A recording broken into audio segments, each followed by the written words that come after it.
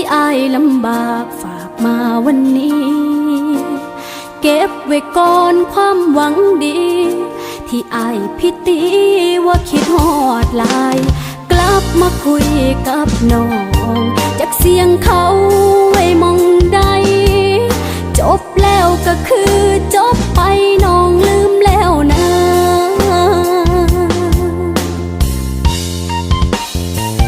เหตุเพราะปานว่าสิกลับมาได้เหตุเพราะปานว่าสิทิ้งเขาลงยังมากก็คงเห็นน้องเป็นแค่ของตายหากเขากอดเขาเศร้าแรงปานนั้นหยอกกันหวานกันในโลกออนไลน์จะเอาคำใดมาบอกว่าคิดฮอดแท้บอกปันกลับมาได้บอกปันกล้าทิ้งเขาบอกปันว่าสิเอาน้องแทนคนใหม่ใจผู้สาวเก่านี่ก็บอกกลัวอะไรแค่อยากบอกไปบ่ใจอย่าเว้ามาใจบ่ลักให้ไปเลิกกับเขา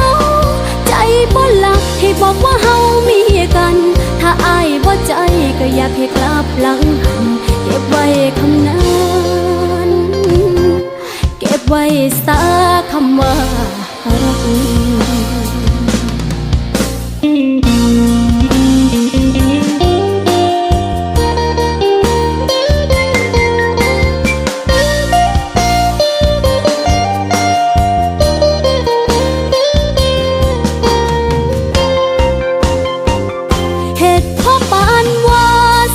มาได้เหตุเพราะปานว่าสิทิ้งเขาลงยังมากก็คงเห็นน้องเป็นแค่ของตา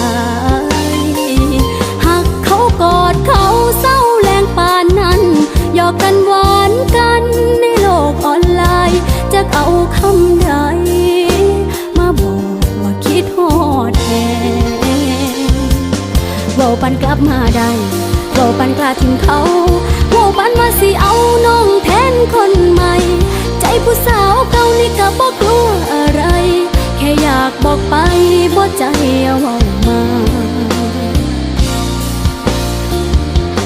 ใจบ่ละให้ไปเลิกกับเขา